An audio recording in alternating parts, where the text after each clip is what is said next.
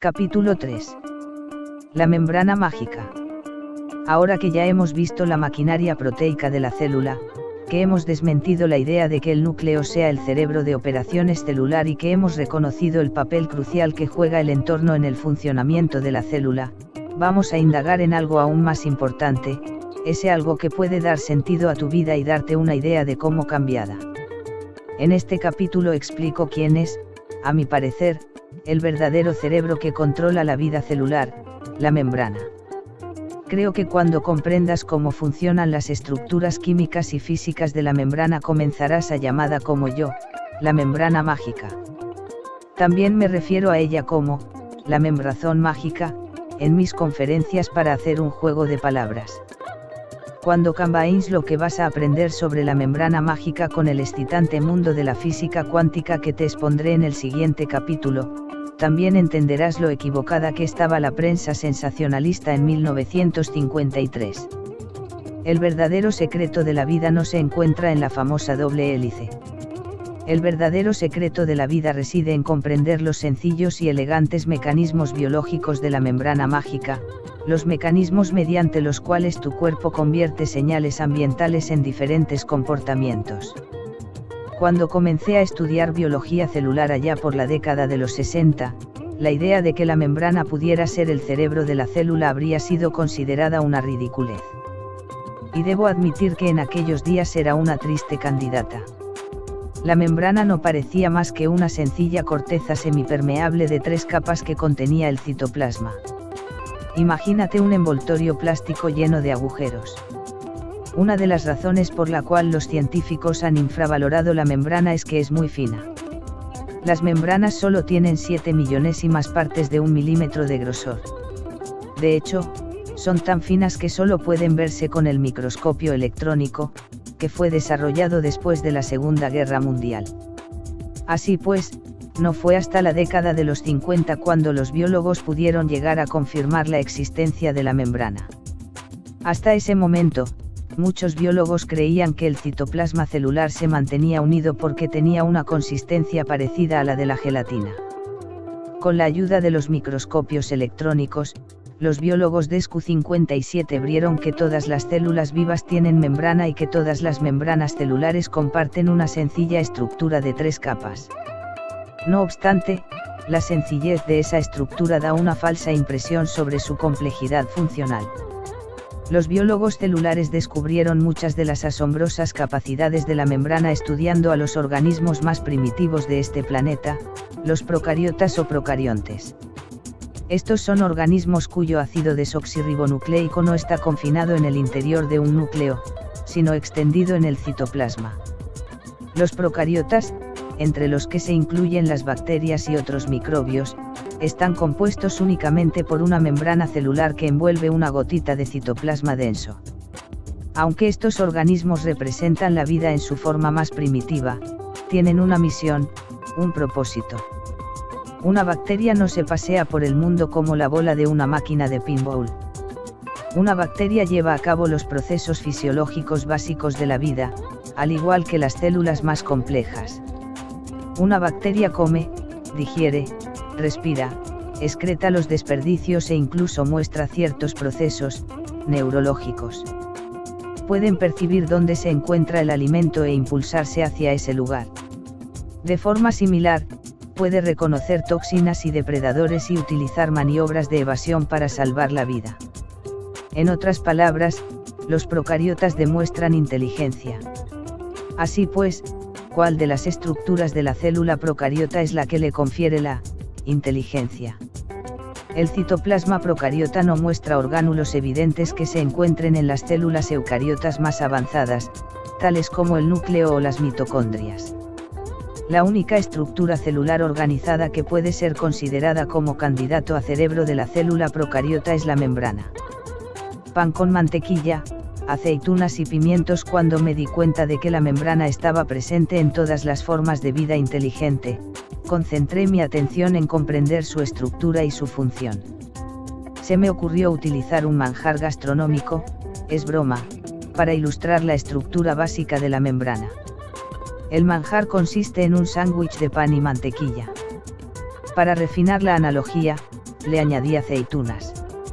En realidad, mi ilustrativo sándwich tiene dos tipos de aceitunas, unas sin hueso y las otras rellenas de pimientos. No suspires, comilón. En las ocasiones en las que he sacado este sándwich durante las conferencias, muchas de las personas de la audiencia me han preguntado qué voy a hacer con él después. He aquí un sencillo experimento para mostrarte cómo funciona la membrana sándwich. Haz un sándwich con 2 rebanadas de pan de molde y mantequilla, sin aceitunas, de momento. Este sándwich representa una sección de la membrana celular. Ahora echa una cucharadita de tinta encima del sándwich. Tal y como muestra la ilustración, la tinta se filtra a través del pan, pero se detiene al llegar a la mantequilla, ya que la sustancia grasa que hay en mitad del sándwich es una barrera de lo más eficaz. Ahora hagamos un sándwich de mantequilla con aceitunas rellenas y aceitunas sin hueso. En esta ocasión, cuando añadimos la tinta al pan y cortamos el sándwich, vemos un resultado diferente. Cuando la tinta llega a una aceituna rellena de pimientos se detiene, del mismo modo que al llegar a la mantequilla. Sin embargo, cuando llega a una aceituna sin hueso, esta actúa como un canal a través del cual la tinta puede atravesar con libertad la parte central y la rebanada inferior hasta llegar al plato. En esta analogía, el plato representa el citoplasma celular. Al penetrar en las aceitunas sin hueso, la tinta atraviesa la capa de mantequilla y alcanza el lado opuesto del sándwich, membrana. La tinta ha conseguido atravesar la formidable y grasienta barrera de la membrana. Es importante que la célula permita que ciertas moléculas atraviesen la barrera, ya que en mi analogía del sándwich, la tinta es el alimento que le permite seguir con vida. Si la membrana fuese sencillamente un sándwich de pan y mantequilla, formaría una barrera infranqueable que impediría el paso de las innumerables señales moleculares y energéticas que conforman el entorno celular. Sin embargo, la célula moriría si la membrana fuese una fortaleza semejante, ya que no conseguiría nutrientes. Cuando se añaden las aceitunas sin hueso, que permiten que la información y el alimento penetren en la célula, la membrana se convierte en un ingenioso y trascendental mecanismo que posibilita la entrada de ciertos nutrientes en el interior celular, del mismo modo que la cucharadita de tinta se abre camino hasta el plato. En la biología celular de la vida real, la parte del sándwich formada por las rebanadas de pan y la mantequilla representan la membrana de fosfolípidos, que son uno de los dos componentes principales de la membrana celular. El otro componente principal son las proteínas, aceituna, que explicaré más tarde. Yo llamo esquizofrénicos a los fosfolípidos porque están compuestos por moléculas polares y no polares. Puede que el hecho de que los fosfolípidos contengan tanto moléculas polares como no polares no te parezca suficiente para calificarlos como esquizofrénicos, pero te aseguro que sí dices. Todas y cada una de las moléculas del universo pueden dividirse en polares y no polares, basándose en el tipo de enlaces químicos que mantienen unidos sus átomos. Los enlaces entre las moléculas polares tienen cargas positivas y o negativas, de ahí su polaridad. Estas moléculas con cargas positivas y negativas son la causa de que se comporten como imanes, atrayendo o repeliendo a otras moléculas cargadas. Las moléculas polares incluyen el agua y las sustancias que se disuelven en ella. Las moléculas no polares incluyen las grasas y las sustancias que se disuelven en grasa, no tienen cargas positivas ni negativas entre sus átomos. ¿Recuerdas el dicho de que el aceite y el agua no se mezclan? Tampoco 10 hacen las moléculas acuosas polares con las moléculas grasas no polares. Para hacerte una idea sobre la falta de interacción entre las moléculas polares y las no polares, piensa en un frasco de vinagreta. Haces 10 posible por mezclar el aceite y el vinagre agitando el frasco, pero en cuanto 10 sueltas, comienzan a separarse. Eso se debe a que las moléculas, como la gente, prefieren entornos que les proporcionen estabilidad. Para encontrar estabilidad, las moléculas polares, como el vinagre, buscan entornos acuosos polares y las moléculas no polares, como el aceite, buscan ambientes no polares. Las moléculas fosfolipídicas tienen regiones polares y no polares, así que les cuesta trabajo encontrar la estabilidad. La región, fosfato, de la molécula tiene tendencia a buscar agua, mientras que la región, lipídica, aborrece el agua y busca su equilibrio disolviéndose en grasa. La micrografía electrónica muestra la membrana celular en la superficie de una célula humana. La tricapa oscura de la membrana celular se debe a la ordenación de la barrera de las moléculas de fosfolípidos, lo que se ve en el círculo. La parte central y dara de la membrana, el equivalente a la mantequilla de nuestro sándwich, representa la zona hidrofóbica, formada por las colas de los fosfolípidos. Las capas oscuras que rodean la parte central, el equivalente a nuestras rebanadas de pan, representan las cabezas fosfato de las moléculas de fosfolípidos, que son hidrofílicas. Volvamos a nuestro sándwich. Los fosfolípidos de membrana tienen forma de chupachus con un palo adicional, mira la ilustración. La parte redondeada del chupachus tiene una carga polar entre sus átomos y se corresponde con las rebanadas de pan de nuestro sándwich. La porción de la molécula que tiene dos palos es no polar y se corresponde con nuestra mantequilla. Puesto que la porción, mantequilla, de la membrana es no polar, no permite que moléculas cargadas positiva o negativamente la atraviesen. De hecho, el interior lipídico es un aislante eléctrico, un atributo de extraordinaria importancia en una membrana diseñada para impedir que la célula se vea abrumada por todas y cada una de las moléculas que se en 61 encuentran a su alrededor. Sin embargo, la célula no sobreviviría si la membrana fuese equivalente a un sándwich con solo mantequilla. La mayoría de los nutrientes celulares son moléculas polares cargadas que no conseguirían atravesar la formidable barrera hidrofóbica lipídica. Del mismo modo, tampoco podría eliminar los productos de desecho. Proteínas integrales de membrana. Las aceitunas de nuestro sándwich son zonas verdaderamente ingeniosas de la membrana.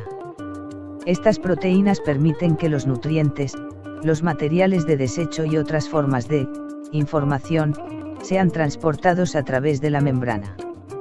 Las proteínas, aceituna, no dejan que cualquier molécula deteriorada se adentre en la célula, únicamente permiten el paso de las moléculas necesarias para el funcionamiento adecuado del citoplasma. En mi sándwich, las aceitunas representan a las proteínas integrales de membrana, PIM. Estas proteínas se incrustan en la capa, mantequilla, de la membrana del mismo modo que yo he incrustado las aceitunas en la ilustración. ¿Cómo consiguen las PIM incrustarse en la mantequilla? Recuerda que las proteínas están compuestas por un esqueleto lineal formado por aminoácidos enlazados. De los 20 tipos de aminoácidos diferentes, algunos son moléculas polares hidrofílicas y otros, moléculas no polares hidrofóbicas. Cuando una región del esqueleto de una proteína está formada por aminoácidos hidrofóbicos, ese segmento de la proteína busca estabilidad en un ambiente lipófilo, como el núcleo lipídico de la membrana, mira la flecha de la figura de abajo.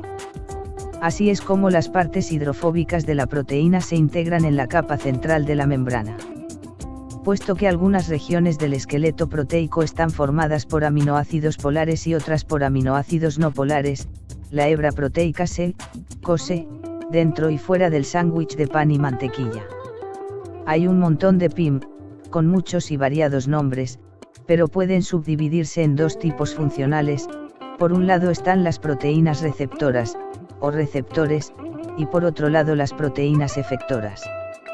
Las receptoras son los órganos sensoriales de la célula, el equivalente a nuestros ojos, nuestros oídos, nuestra nariz, nuestras papilas gustativas, etc. Las proteínas receptoras funcionan como nanoantenas moleculares sintonizadas con señales específicas del medio extracelular. Algunas de estas proteínas se extienden en la superficie interna de la membrana para captar el ambiente del citoplasma. Otras en cambio se extienden en la superficie exterior de la membrana a fin de captar las señales externas.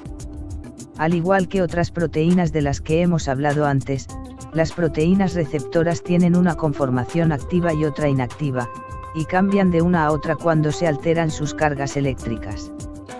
Cuando una proteína receptora se une a una señal del medio extracelular se produce una alteración en su carga eléctrica que origina un cambio de forma en su esqueleto proteico, con lo que dicha proteína adopta su conformación activa.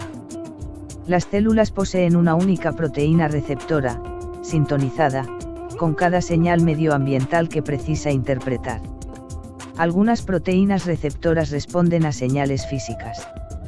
Los receptores estrogénicos, que están especialmente diseñados para complementarse en forma y en distribución de cargas con la molécula de estrógeno, son un ejemplo.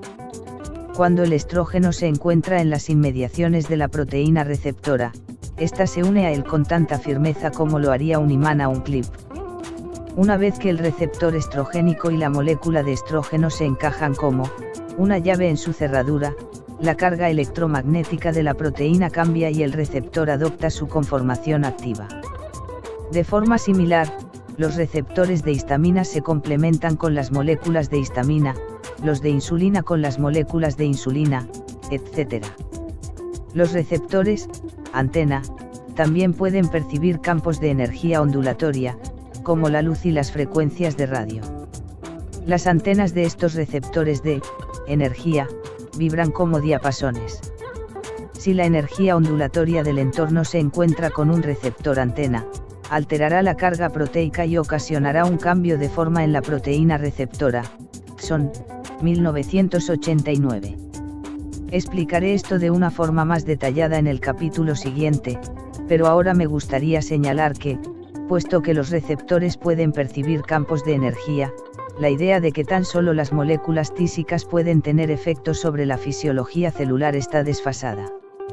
El comportamiento biológico puede ser controlado por fuerzas invisibles, entre las que se incluyen los pensamientos, y también por moléculas físicas como la penicilina, un hecho que apoya científicamente la medicina basada en la energía que no utiliza fármacos. Las proteínas receptoras son dignas de admiración, pero por sí solas no tienen efectos sobre el comportamiento celular. A pesar de que los receptores permiten la recepción de las señales externas, las células necesitan responder de la manera adecuada y vital, y eso es trabajo de las proteínas efectoras. Juntas, las proteínas receptoras y las efectoras forman un mecanismo de estímulo-respuesta comparable a las pruebas de reflejos que los médicos suelen hacer durante las exploraciones físicas. Cuando un médico te golpea la rodilla con un pequeño martillo, un nervio sensitivo recoge la señal.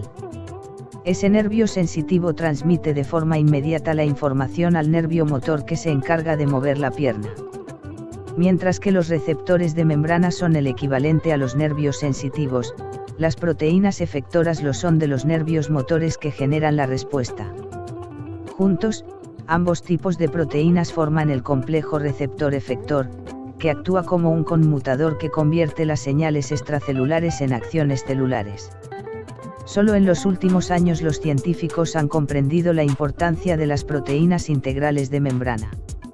Son tan importantes, de hecho, que el estudio de las PIM se ha convertido en un campo científico llamado transducción de la señal. Los científicos que estudian la transducción de la señal se encuentran muy atareados clasificando los centenares de rutas de información compleja que existen entre el receptor de señales externas y la activación de las proteínas funcionales celulares. El estudio de la transducción de la señal ha convertido la membrana en el foco de atención, de la misma manera que el campo de la epigenética da relevancia al papel de las proteínas cromosómicas. Hay distintos tipos de proteínas efectoras que regulan el comportamiento celular, ya que existen trabajos que es necesario realizar para que la célula funcione correctamente.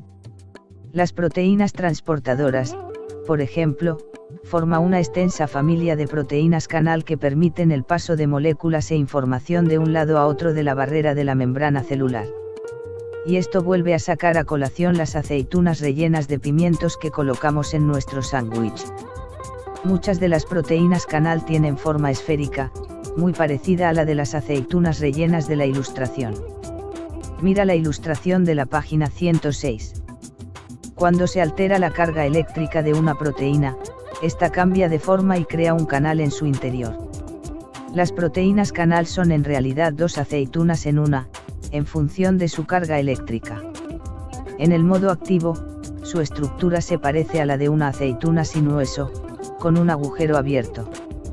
En el modo inactivo, se asemeja a una aceituna rellena, que permanece cerrada al medio extracelular. La actividad de uno de estos tipos específicos de canales, la proteína AT pasa de sodio y potasio, también conocida como bomba de sodio y potasio, merece una mención especial. Cada célula tiene millares de estos canales a lo largo de su membrana. En conjunto, su actividad consume casi la mitad de la energía que produce nuestro cuerpo al día. Estos canales se abren y se cierran con tanta frecuencia que parecen las puertas giratorias de los grandes supermercados durante los días de rebajas. Cada vez que el canal cambia de forma, saca 3 átomos de sodio con carga positiva del citoplasma e introduce en el interior de la célula 2 átomos de potasio con carga positiva procedentes del medio extracelular. La AT pasa de sodio y potasio no solo consume un montón de energía, sino que también la produce, del mismo modo que las pilas proporcionan energía a la carne boy, a menos que tus hijos las gasten. En realidad, la producción de energía de la AT pasa de sodio y potasio es mucho mejor que la de las pilas que gastan tus hijos, ya que convierte la célula en una pila biológica recargable. He aquí el modo en que AT pasa de sodio y potasio lo consigue. Cada giro de la proteína canal saca más carga positiva al exterior de la que introduce en el citoplasma, y en cada célula hay miles de proteínas como esta. Puesto que AT pasa de sodio y potasio gira cientos de veces por segundo, el interior celular tiene carga negativa, mientras que el exterior, positiva. La carga negativa del interior celular se denomina potencial de membrana. Claro está que los lípidos, la porción de mantequilla de la membrana en nuestro ejemplo, no permiten que los átomos cargados atraviesen la barrera, así que la carga del interior permanece negativa. Las cargas positivas del medio extracelular y las negativas del interior convierten a la célula en una pila biológica autorrecargable. Otro tipo de proteínas efectoras, las proteínas del citoesqueleto o citoesqueléticas, regulan la forma y la motilidad de la célula. Una tercera variedad, llamadas enzimas, descomponen o sintetizan moléculas. Esa es la razón de que las enzimas se vendan en nuestros centros de alimentos naturales o comida sana como digestivos. Cuando están activas, todas y cada una de las proteínas efectoras, incluyendo las proteínas canal, las citoesqueléticas y las proteínas enzimáticas o sus productos, también pueden ejercer como señales que activan genes. Estas PIM o sus productos biológicos producen señales que controlan la unión entre los cromosomas y las proteínas reguladoras que forman la manga, que recubre el ADN. A diferencia de lo que se creía antes, los genes no controlan su propia actividad. Son las proteínas efectoras de membrana, que operan en respuesta a las señales del entorno captadas por los receptores de membrana, las que de verdad regulan la lectura de los genes a fin de que las proteínas deterioradas por el uso puedan ser reemplazadas o se puedan crear nuevas proteínas. ¿Cómo funciona el cerebro? En cuanto comprendí cómo funcionan las PIM, llegué a la conclusión de que las funciones celulares son generadas principalmente por la interacción de la célula con el entorno, y no por su código genético. No hay duda de que los patrones de ADN almacenados en el núcleo son moléculas importantes que se han ido acumulando a lo largo de 3.000 millones de años de evolución. Pero por importantes que sean, no controlan las operaciones celulares. Como es lógico, los genes no pueden programar con antelación una célula o un organismo vivo, ya que la supervivencia de la célula depende de su capacidad para adaptarse de forma dinámica a un entorno que cambia continuamente. La función de la membrana de interactuar de forma inteligente con su entorno para generar una respuesta, la convierte en el verdadero cerebro de la célula. Hagámosle a la membrana la misma prueba cerebral que le hicimos al núcleo. Cuando se destruye la membrana, la célula muere, del mismo modo que lo harías tú si te quitaran el cerebro. Incluso si dejas la membrana intacta y eliminas tan solo las proteínas receptoras, algo que puede hacerse sin problemas mediante enzimas digestivas en un laboratorio, la célula queda, clínicamente muerta. Entra en coma porque ya no recibe las señales exteriores que necesita para funcionar. También entra en coma si se dejan intactas las proteínas receptoras y se eliminan las efectoras. Para mostrar un comportamiento inteligente, las células precisan que la membrana funcione, y que sus proteínas, tanto las receptoras, las que perciben estímulos, como las efectoras, las que llevan a cabo la respuesta, estén intactas. Los complejos proteicos son las unidades fundamentales de la inteligencia celular. Desde un punto de vista técnico, podrían llamarse unidades de percepción. La definición de percepción es la siguiente: apreciación de los elementos del entorno mediante sensaciones físicas. La primera parte de la definición describe la función de las PIM receptoras. La segunda parte, la que hace referencia a las sensaciones físicas, resume el papel de las proteínas efectoras. Al examinar estas unidades básicas de percepción, hemos realizado un profundo ejercicio reduccionista que ha llevado a la célula hasta sus principios básicos. A este respecto, es importante señalar que en un momento dado se producen cientos de miles de esos cambios en la membrana celular. En consecuencia, el comportamiento de la célula no puede determinarse examinando cada cambio individual. El comportamiento celular solo puede entenderse cuando se consideran todos esos cambios en su conjunto. Y es este estudio holístico, que no reduccionista, el que desarrollaré en el capítulo siguiente. Desde el punto de vista celular, la historia de la evolución es en gran parte la historia de la optimización del número de unidades básicas de inteligencia, las proteínas receptoras y efectoras de la membrana. Las células se volvieron más inteligentes utilizando la superficie externa de la membrana de un modo más eficiente e incrementando la superficie de la membrana para poder incluir más PIM. En los organismos procariotas primitivos, las PIM llevan a cabo todas las funciones fisiológicas fundamentales, incluyendo la digestión, la respiración y la excreción. Más tarde, en la evolución, las porciones de membrana que llevaban a cabo estas funciones se introdujeron en el interior celular, formando la membrana de los orgánulos característicos del citoplasma eucariota. Eso dejó más superficie de membrana libre para incrementar el número de proteínas receptoras. Además, las células eucariotas tienen un tamaño miles de veces mayor que el de las procariotas, lo que supone un tremendo incremento en el área de superficie de membrana y, por tanto, mucho más sitio para las PIM. El resultado final es que perciben más cosas, lo que se traduce en una mayor supervivencia. A lo largo de la evolución, la superficie de la membrana se ha ido extendiendo, pero hay un límite físico para esa expansión. Hay un punto en el que la delgada membrana celular no es lo bastante fuerte para contener una enorme masa de citoplasma. Piensa en lo que ocurre cuando llenas un globo de agua. Mientras el globo no esté demasiado lleno, es bastante resistente y puedes lanzárselo a los demás.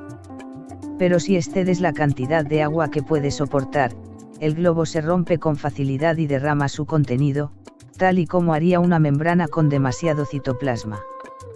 Cuando la membrana celular adquiere esa dimensión crítica, la evolución del individuo ha llegado a su límite. Esa es la razón de que durante los primeros 3.000 millones de años de evolución, las células individuales fueran los únicos organismos de este planeta. La situación cambió solo cuando las células dieron con otro medio para aumentar su inteligencia. A fin de ser más listas, comenzaron a unirse a otras células para formar comunidades multicelulares a través de las cuales podían aumentar su percepción, tal y como expliqué en el capítulo 1. Hagamos un repaso. Las funciones que requiere una única célula para sobrevivir son las mismas que necesita una comunidad celular. Pero las células comenzaron a especializarse cuando formaron organismos multicelulares. En las comunidades multicelulares se produce una división del trabajo. La división del trabajo resulta evidente en los órganos y tejidos que llevan a cabo funciones específicas. Por ejemplo, en la célula individual, la respiración se realiza en las mitocondrias.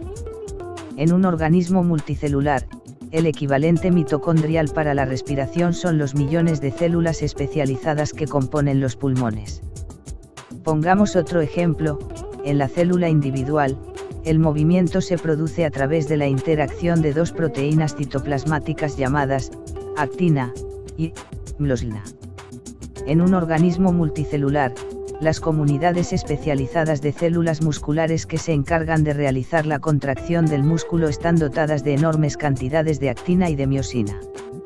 Repito la información del primer capítulo porque quiero recalcar que, aunque el trabajo de la membrana celular es percibir las señales del entorno y llevar a cabo las respuestas apropiadas a esas señales, en nuestro cuerpo esas funciones son realizadas por un grupo de células al que denominamos sistema nervioso. Aunque hace mucho tiempo que dejamos de ser organismos unicelulares, creo, como ya he mencionado con anterioridad, que estudiar las células individuales es una buena forma de comprender los complejos organismos multicelulares. Incluso el más complejo de los órganos humanos, el cerebro, revelará sus secretos con más rapidez si conocemos cuanto nos sea posible sobre la membrana, el cerebro de la célula. El secreto de la vida. Como has descubierto en este capítulo, los científicos han hecho grandes progresos de un tiempo a esta parte a la hora de desentrañar la complejidad de las membranas, que en apariencia son tan simples. Pero las funciones de la membrana ya se conocían a grandes rasgos hace ya 20 años. De hecho, fue hace 20 años cuando me di cuenta por primera vez de que el hecho de comprender el funcionamiento de la membrana podía cambiarme literalmente la vida. Mi momento, Heureka, se asemejó a la dinámica de las soluciones hipersaturadas en química. Estas soluciones, que a simple vista parecen agua, están completamente saturadas con una sustancia en disolución. Están tan saturadas que una simple gota más de soluto ocasiona una reacción dramática en la que todo el material en disolución se une de inmediato en un enorme cristal. En 1985 vivía en una casa alquilada en la exuberante isla caribeña de Granada, enseñando en otra facultad de medicina extranjera. Eran las 2 de la madrugada y estaba repasando años de notas de biología, química y física de la membrana celular. Por aquel entonces revisaba los mecanismos de la membrana con la intención de entender mejor su función como sistema de procesamiento de la información. Fue entonces cuando tuve una corazonada que me transformó, no en un cristal, sino en un biólogo de la membrana celular que ya no tenía excusas para seguir desperdiciando su vida. A esa hora tan temprana, me encontré redefiniendo lo que sabía de la organización estructural de la membrana. Me fijé en la forma de chupachus de las moléculas fosfolipídicas y me di cuenta de que estas moléculas están dispuestas en la membrana como un regimiento de soldados desfilando en perfecta alineación. Por definición, una estructura cuyas moléculas se sitúan siguiendo un patrón regular y repetido es un cristal. Hay 2 tipos fundamentales de cristales. Los cristales con los que la gente está más familiarizada son los minerales duros y resistentes, como los diamantes, los rubíes e incluso la sal. El segundo tipo tiene una estructura más fluida, aunque sus moléculas mantienen un patrón organizado. Los ejemplos comunes de cristales líquidos son los de las pantallas de los relojes digitales y los de las pantallas de los ordenadores portátiles. Para comprender mejor la naturaleza de un cristal líquido, volvamos a nuestros soldados desfilando. Cuando los soldados del desfile doblan una esquina, mantienen su estructura de regimiento, incluso aunque se muevan individualmente. Se comportan como un líquido, aunque no pierden su organización cristalina. Los fosfolípidos de la membrana se comportan de una forma similar. Su organización de cristal líquido permite a la membrana alterar su forma de manera dinámica sin perder su integridad, una propiedad necesaria para la función de barrera. Así pues, al definir este carácter de la membrana, escribí, la membrana es un cristal líquido. Después comencé a reflexionar sobre el hecho de que una membrana compuesta tan solo de fosfolípidos sería un simple sándwich de pan y mantequilla, sin aceitunas.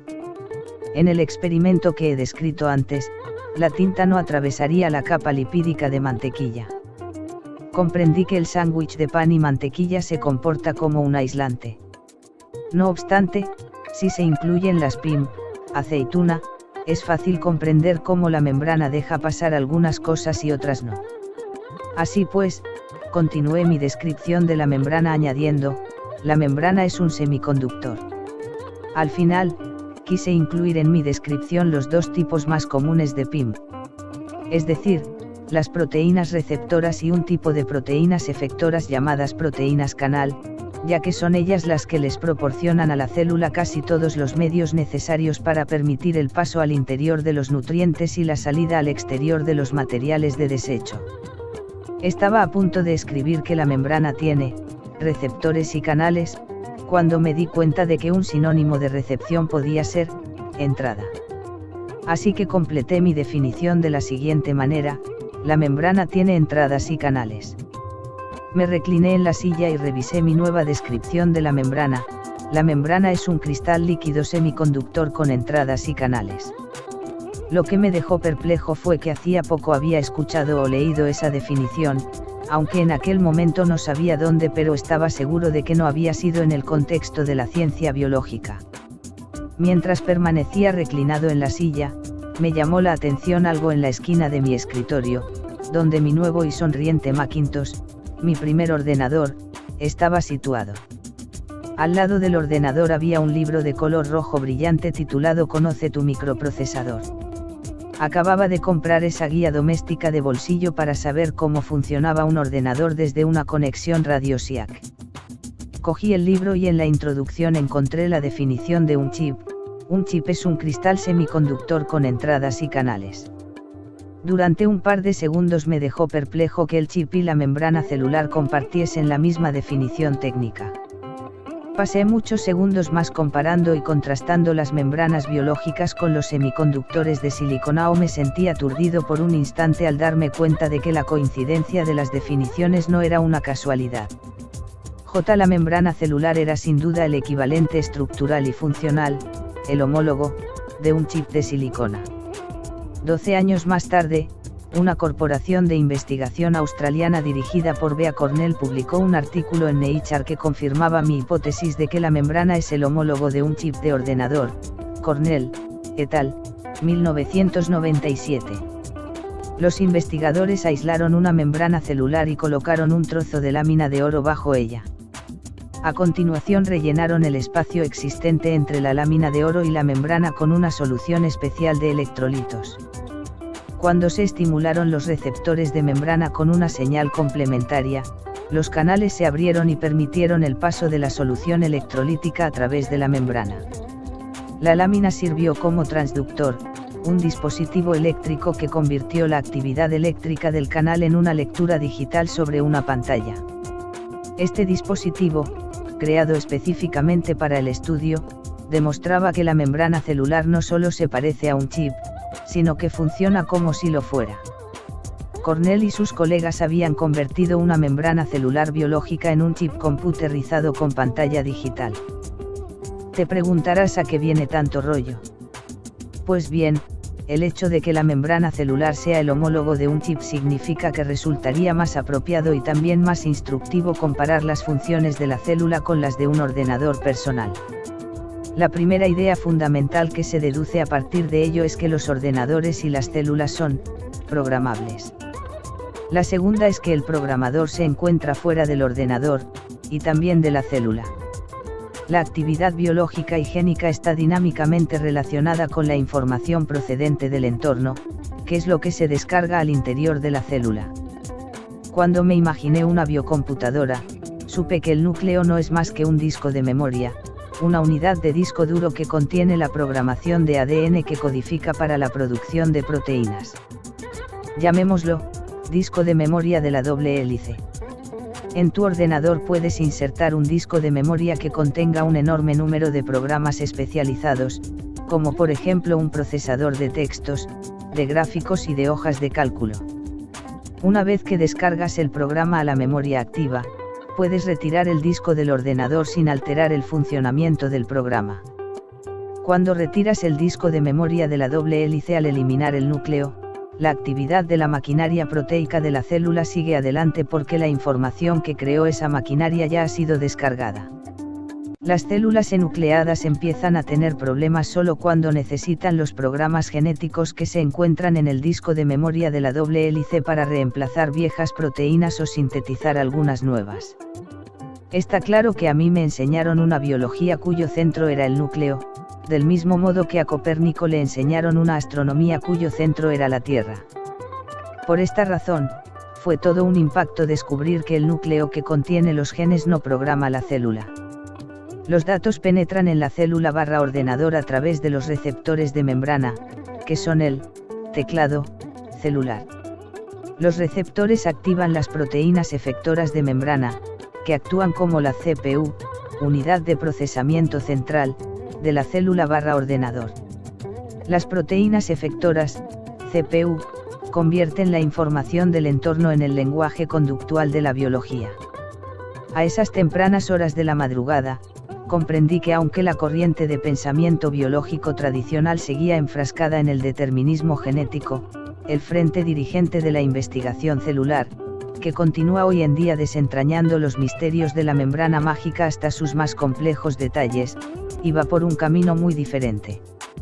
En el momento de la transformación, me sentí frustrado por no tener a nadie con quien compartir mi entusiasmo.